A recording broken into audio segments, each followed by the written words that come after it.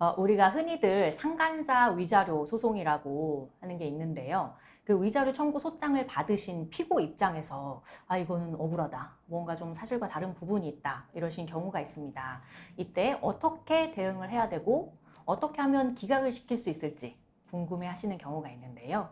일단 기각을 시킬 수 있는 방법은 대표적으로 세 가지가 있습니다. 그런 부분을 말씀을 나눠보려고 해요.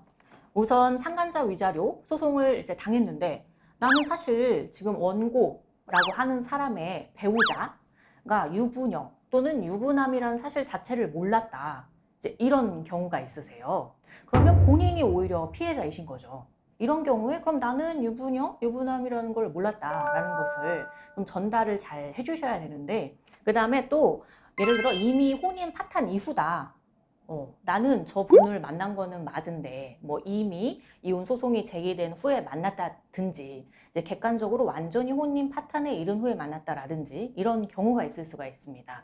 이런 경우에는 사실 좀, 뭐, 만난 시점이라든지, 관계 발전한 것, 이런 것들이 좀 애매한 부분이 있을 수가 있어요. 그래서 정리가 잘 돼야 되는 부분이고, 또 한 가지는, 뭔가 연인 관계? 부정한 관계? 즉, 불법 행위를 구성하기에는 조금 부족하다. 이렇게 보는 경우가 있습니다. 이렇게 세 가지 유형의 경우에 기각을 주장해 볼 수가 있겠는데요. 구체적으로 한번 말씀을 나눠볼게요. 일단은 부정행위로 보기에 부족하다라는 게 그럼 어디까지가 부정행위이고 어디까지 손해배상을 지급을 해야 되는 것인지 좀 애매할 수가 있어요. 그래서 나는 내가 생각하기에는 사실 저 사람과 부정행위까지는 아닌데 뭐 상대방이 일방적으로 나에게 호감을 표시를 하길래 예를 들어 나는 그와 뭐 직장 동료다 보니까 완전히 좀 자르기는 그래서 적절히 대응을 해줬을 뿐이다. 그러나 부정한 관계도 아니었거니와 그런 의사도 없었다. 뭐 예를 들어 이런 경우도 있으실 수가 있어요. 그런데 원고가 뭔가 부정행위 그 위자료 청구 소송을 했다는 거는 어느 정도 나름의 근거를 갖고 있다는 것이기 때문에 굉장히 나는 억울하니까 뭐 알아서 잘 풀리겠지. 그러니까 결코 아니고 굉장히 본인의 상황을 잘 전달하실 필요가 있습니다. 방금 예로 들었던 것과 굉장히 이제 유사한 사례를 말씀을 드려보면은 피고로서 위자료 청구 소장을 받으셨어요. 그런데 특히 원고가 원고 배우자와 이혼을 진행을 하면서 원고 배우자가 지금 피고가 되신 의뢰인분과 좀 친분 관계 그것이 계속되면서 원고와의 혼인이 파탄이 됐다. 라고 해서 원고 배우자가 이미 원고에게 이제 위자료 지급 판결을 받으신 사례가 있었습니다. 그래서 피고는 처음에는 이미 그렇게 판결이 났는데 본인도 좀 불리한 것 같다. 근데 섣불리 인정하기에는 나는 억울해. 방금 말씀드린 대로 나는 부정한 그런 연인 관계도 아니었어. 뭐 단둘이 만난 것도 아니야. 이거는 다 원고의 오해야. 라는 이제 말씀을 해주셨어요.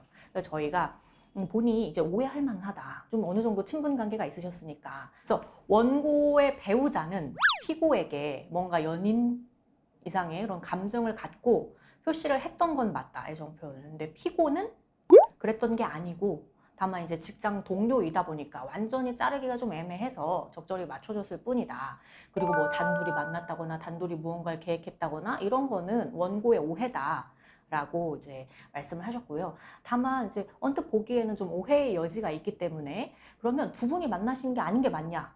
그럼 그때 뭐 다른 분도 만나신 거냐? 만난 게 맞다. 그럼 그거에 관련된 객관적인 자료라든지 필요시 뭐 증인신문을 하는 걸로 하자 해서 실제 증인신문 등을 진행을 했고 그래서 단순한 친분 관계에 불과하다라고 해서 부정행위가 아니다라고 보는 사례가 있었고요.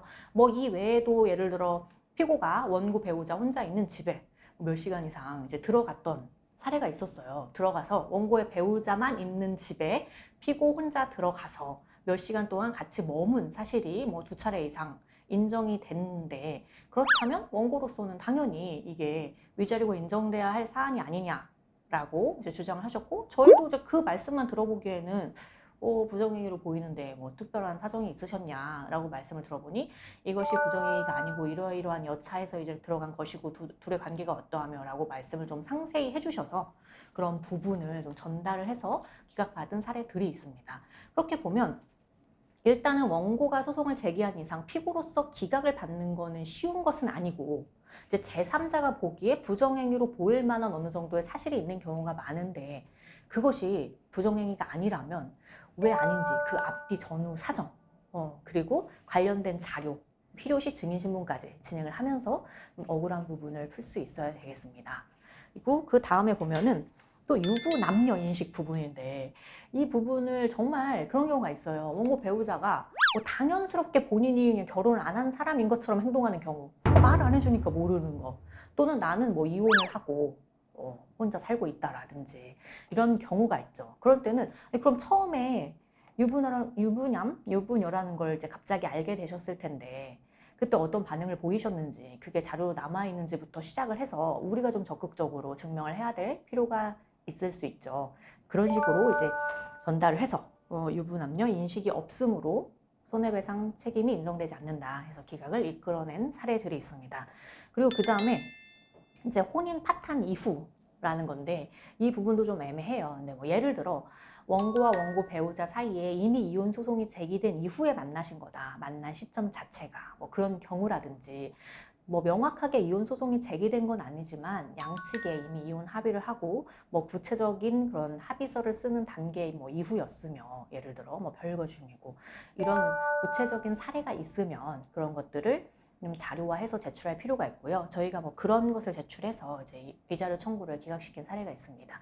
다만 유의할 것이, 이미 협의 이혼 절차가 진행 중이어도 숙려 기간 중에는 뭐 양측의 회복의 기회를 갖는다는 의미도 있기 때문에 숙려 기간 중 만난 경우 이제 위자료 책임이 인정되는 경우도 있어요. 그래서 구체적인 사안에 따라 잘 정리할 필요가 있겠습니다.